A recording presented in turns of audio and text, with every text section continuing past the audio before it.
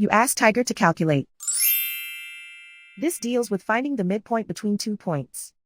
The midpoint between the 2 points is 0.5, -3. Let's solve it step by step. Plot the 2 points and calculate the midpoint using the formula. The coordinates of point 1 are x1 equals 4, y1 equals 4. The coordinates of point 2 are x2 equals -3, y2 equals -10. PM represents the midpoint of the 2 points.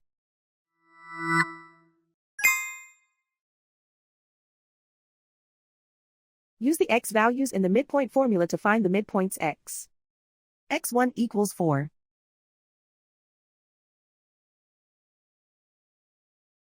x2 equals -3.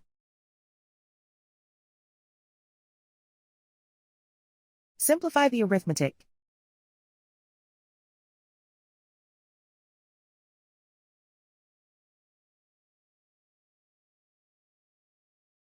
Use the y values in the midpoint formula to find the midpoints y. y1 equals 4.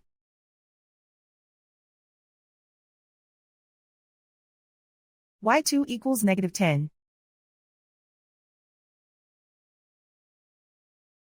Simplify the arithmetic.